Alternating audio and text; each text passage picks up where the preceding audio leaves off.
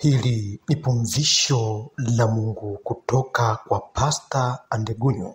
Limekuja nyumbani kwako kukwambia kuhusu ni nani wa kumchagua kwenye maisha yako. Maisha yako yamebeba neno utawala. Maisha yako popote ulipo yamebeba neno utawala. Kwa hiyo ninapozungumza kuhusu maisha yako, nazungumzia kuhusu utawala. Kwa hiyo ni nani wa kumchagua kwenye utawala wako? Ni nani wa kumchagua akae ndani ya utawala wako? Ni nani wa kumchagua akae katika familia yako? Ni nani wa kumchagua akae katika ukoo wako, kabila lako, taifa lako na vingine vyote popote pale vilipo? Ni nani umchague? Japokuwa Mungu alipokuumba amekuweka katikati ya vitu vyote. Amekuweka katikati ya familia yako. Amekuweka katikati ya wazazi wako. Amekuweka katikati ya dini yako. Amekuweka katikati ya dini zote. Amekuweka katikati ya dhehebu lako. Amekuweka katikati ya majirani, taifa, ukoo na kila kitu popote pale kilipo, ili upate kutawala. Lakini umchague nani awepo katika utawala? Mungu amekuchagulia vitu vyote. Mungu amekuchagulia vitu vyote viwepo katika utawala wako, na ndio maana amekuumba akakuweka katikati ya vyote. Narudia, amekuumba akakuweka katikati ya vyote upate kuvitawala, viwepo kwenye maisha yako, vipate nuru hiyo ya kuumbwa kwako, vipate nuru ya utawala wako, vistareheshwe, vishereheshwe na nuru ya kuumbwa kwako popote pale ulipo. Ndiyo, umezaliwa, umewekwa katikati ya baba na mama, upate kutawala kwa utoto wako. Umezaliwa, umewekwa katikati ya familia hiyo iliyo na ndugu zako wote, kaka zako, dada zako, wazazi wako, ili upate kutawala kwa utoto huo, kwa kuzaliwa kwako, kwa jina ulilonalo. Umewekwa katikati ya ndoa hiyo kwa kuoa au kuolewa. Umewekwa katikati ya ukoo huo pasipo kujalisha ni ukoo upi, una mambo gani, unafanya vipi, lakini umechukuliwa na kuwekwa katikati ya ukoo huo upate kutawala, kwa wewe mke kuwa mke, kwa wewe mume kuwa mume, na kwa majina mengine ya kuitwa kwako, mkwe, shemeji, wifi, rafiki na mengine yote, sawa na kila mmoja aliposimama kukutazama ndani ya familia hiyo, ndani ya ukoo huo, ndani ya kabila hilo, ndani ya taifa hilo, ndani ya mataifa yote, ndani ya dhehebu hilo, ndani ya dini hiyo. Lakini ni wewe pekee umewekwa katikati upate kutawala kwa nuru ya kuumbwa kwako hivyo, kwa jina ulilonalo. Ndio maana popote ulipo leo, jua ni nani wa kumchagua kwenye maisha yako? Ni nani wa kumchagua awepo katika utawala wako, awepo katika uwepo wako, popote pale ulipo, pasipo kujalisha wewe ni mwanamume, wewe ni mwanamke, wewe ni mtoto, wewe ni mzee, wewe ni mkubwa, au wewe vyovyote vile ulivyo. Lakini kwa uwepo wako wa kuwekwa hapo kwa jinsi ulivyo, kwa jina ulilo nalo, umewekwa upate kutawala, umewekwa upate kuishi. Ni nani wa kumchagua kwenye maisha yako? Ni nani umchague katika uwepo wako, utawala wako? Ndiyo, haikujalisha kuna wanyama wangapi ndani ya msitu, haikujalisha ni wanyama wa dizaini gani wako ndani ya msitu, wako ndani ya dunia, wapo katika anga, haijalishi ni moto kiasi gani unaunguza, wenye digrii ngapi upo katika dunia, haikujalisha ni barafu au ni maji yapo katika baridi ya digrii ngapi, haikujalisha ni wangapi wana maduka mengi makubwa makubwa hapo ulipofungua, haikujalisha. Haikujalisha ni wangapi wapo wenye majina kwa kuitwa kwao, haikujalisha. Haikujalisha chochote popote pale kwa kuitwa kwake, kwa sifa ya kuitwa kwake sawa na kuonekana kwake. Tembo na mkonga wake, simba na dizaini yake, chui kwa sifa yake, nyoka na sifa ya sumu yake, na kila kitu popote pale kilipo. Lakini kilichojalisha ni nini? Umewekwa katikati, umewekwa katikati utawale, umewekwa katikati uishi. Nuru yako hiyo itawale vyote vilivyopo, itawale vyote vilivyopo popote pale kilipo. Na leo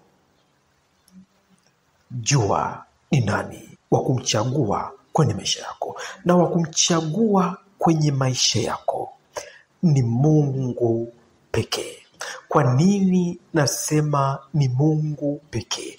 Ni lile neno la Mungu pekee ndilo la kulichagua, na neno la Mungu pekee ni neno linaitwa utawala.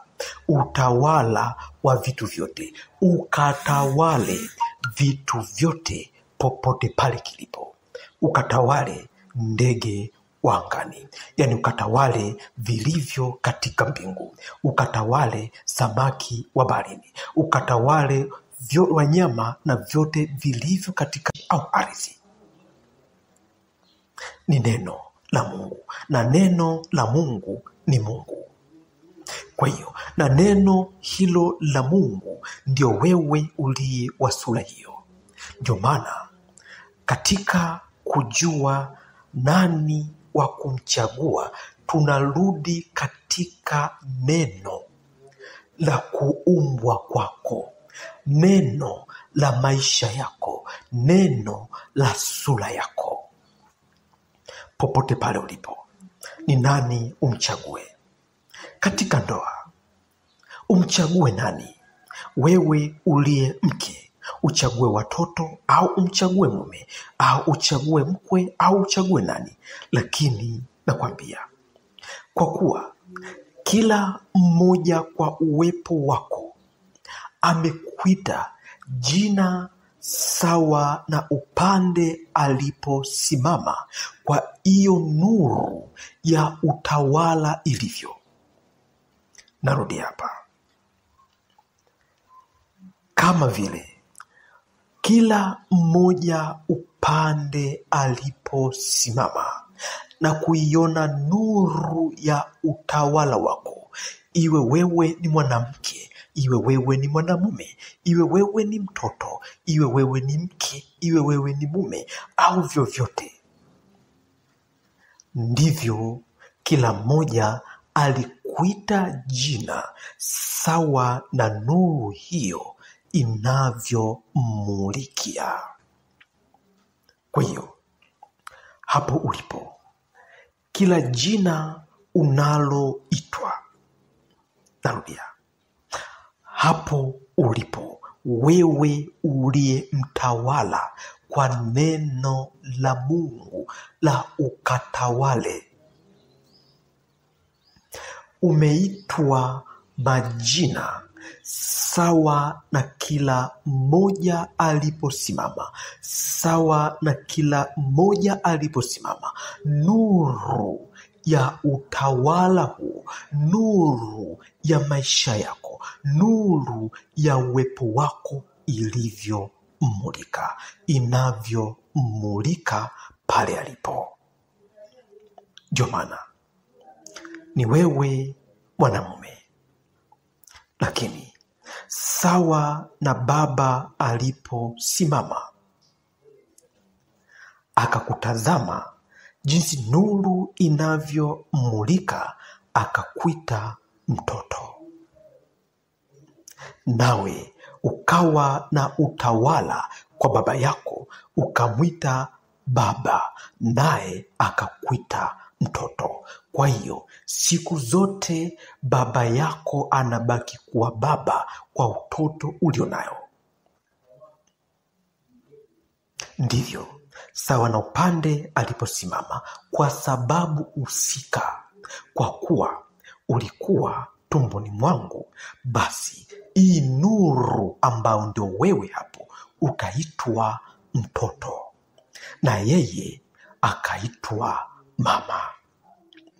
Vivyo pia ulipo akaja mwingine, kwa sababu husika, akakuita mke kwa wewe mwanamke, akakuita mume kwa wewe mwanamume, akakuita baba kwa wewe baba, akakuita mama kwa wewe mama, yani akakuita mzazi. Kwa hiyo ni wewe huyo huyo mmoja, lakini kila mmoja amekuita sawa na upande aliposimama kuitazama nuru yako, nuru hiyo ikikumulikia.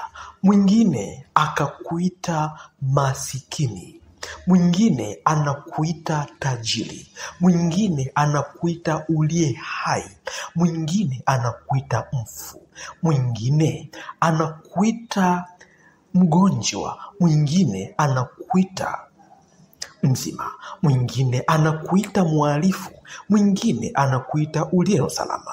Kwa hiyo kila mmoja amekuita kwa majina sawa na nuru ya utawala wako inavyomulikia, na lengo la kukuita jina hilo ili yeye akutumikie sawa na jina lake. Kama wewe umeitwa mtoto, basi yeye atakutumikia kwa nuru ya ubaba. Popote pale anapokuwepo, unakuwa ni wewe uliye mtoto umeonekana. Umeitwa maskini, ili popote anapoonekana ni wewe umeonekana kwa kiasi hicho ulicho nacho.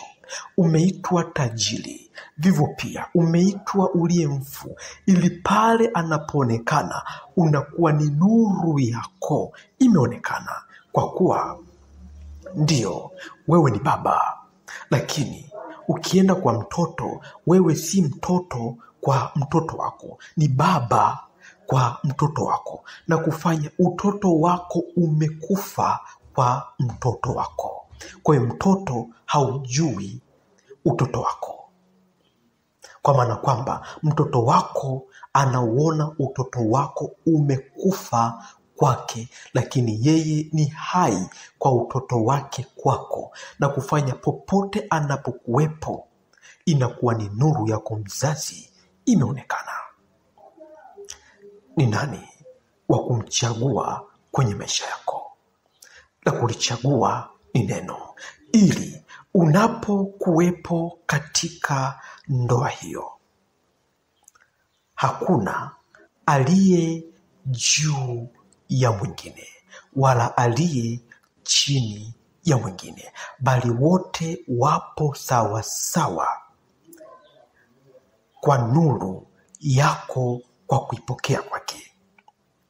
Mume, nuru aliyopokea kwako wewe mke ni sawasawa na aliyopokea baba yako wewe ukiwa mtoto, ni sawasawa na aliyoipokea mtoto wewe ukiwa mzazi, ni sawasawa na aliyoipokea tajiri wewe ukiwa maskini, ni sawasawa na aliyopokea maskini wewe ukiwa tajiri. Kwa hiyo nini inakwambia? Umchague nani? Chagua Mungu, kwa maana kwamba uwepo wa maisha yako, uwepo wako. Chagua uwepo wako. Chagua unachokifanya. Unachokifanya chochote, ulicho nacho chochote, jinsi ulivyo vyovyote, ndicho cha kuchagua. Kwa nini kuchagua Mungu? Kwa kuwa wewe ni wa sura ile ile ya Mungu. Kwa hiyo maana ya kumchagua Mungu, uchague kukaa popote ulipo. Kama ni mwanamke, kuwa mwanamke. Kama ni mwanamume, kuwa mwanamume. Kama ni mtoto, kuwa mtoto. Kama ni baba, kuwa baba. Yaani kwa kila mmoja anavyokuita jina lake, kuwa hivyo kwake. Narudia, kumchagua Mungu. Kumchagua Mungu maana yake kila mmoja anavyokuita kwa jina lake, kuwa hivyo kwake. Baba, kwa sababu hiyo akakuita mtoto, basi kuwa mtoto kwa baba yako. Mama, kwa sababu hiyo ulivyo hivyo hivyo akakuita mtoto watoto wako. Kwa sababu hiyo hivyo hivyo ulivyo akakuita baba au mama yule. Kwa sababu hiyo hivyo hivyo ulivyo akakuita tajiri au maskini pale. Kwa sababu hiyo hiyo jinsi ulivyo hivyo hivyo akakuita mgonjwa au ali hai. Kwa hiyo nini maana yake kumchagua Mungu? Kila mmoja atakavyokuita jina lake, kwa jina analokuita ni la kwako, na si kuzingatia majina na kukimbia majina na kuanza kuchagua na kuona yule aliyekuita maskini si sahihi kwenye maisha yako, yule aliyekuita mke si sahihi kwenye maisha yako, yule aliyekuita mume si sahihi kwenye maisha yako, kwa kuwa vyote ni sahihi kwa jina moja la kukuita kwako. Kwa kuwa baba anapokuita mtoto, basi yeye ni baba kwako, lakini si mama kwako. Mume anapokuita mke, basi ni mke kwako, lakini si baba kwako wala mama kwako. Pia cha kushangaza ni nini? Kwa jinsi ulivyo hivyo hivyo umeitwa majina yote. Narudia, kwa jinsi ulivyo hivyo hivyo umeitwa majina yote. Ndio maana Mungu anachokitaka kwako ni wewe uwepo. Maisha yako yawepo. Wanamke wako uwepo. Ndoa yako ni wepo.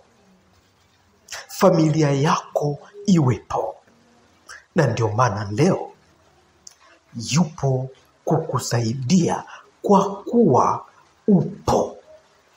Narudia, na ndio maana msaidizi wa maisha yako, baba, mama, mtoto, taifa, tajiri, maskini, afya, uzima na kila kimoja kwa jina lake kipo kukusaidia kwa kuwa upo.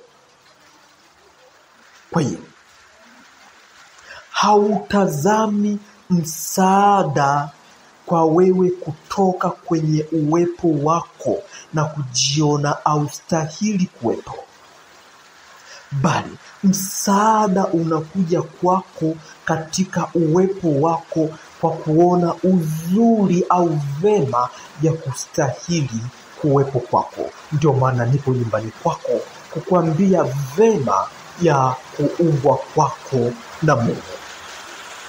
Basi leo hii na kuachia pumziko hili la kujua ni nani wa kumchagua kwenye maisha yako. Wa kumchagua kwenye maisha yako ni Mungu wako. Maana yake kujua uzuri wa kuumbwa kwako na kujua uzuri wa kuumbwa kwako, bali chochote kitakachokuita kwa jina lolote ni la kwako na ni mtumishi wako kwako. Mnyama amekuita mwanadamu kwa kuwa mnyama na vingine vyote kwa majina yake. Basi na leo hii, kwa kuwa Mungu amekuumba kwa vema ya uzuri wake na vyote vimekuita majina ili vikutumikie popote pale ulipo, nuru hiyo ya kuumbwa kwako isipungukiwe wala kuzidiwa. Familia yako isipungukiwe wala kuzidiwa na chochote. Duka lako, biashara lako, utumishi wako, chochote vyovyote ulivyo, ili usipungukiwe wala kuzidi na chochote. Basi nakutamkia, chochote kilichokuwa umezidiwa nacho kimepunguzwa. Chochote kilichokuwa kimepungua na nuru yako isifike kwake kinaongezeka sasa hivi. Wewe uliyekuwa na uvimbe unapunguzwa. Wewe uliyekuwa na sukari ya kushuka inaongezwa. Wewe uliyekuwa na sukari ya kupanda inapunguzwa.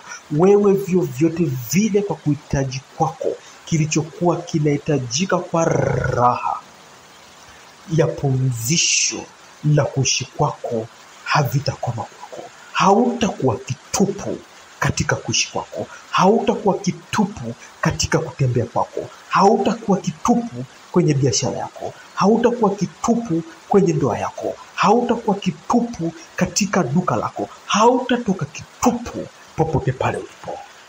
Pokea pumzisho hili la Mungu na furaha ya kujua ni nani anastahili wa kumchagua kwenye maisha yako, iwe pamoja nawe, ikikupumzisha na usipungukiwe na usizidiwe, na ushuhuda huu uwe katika maisha yako.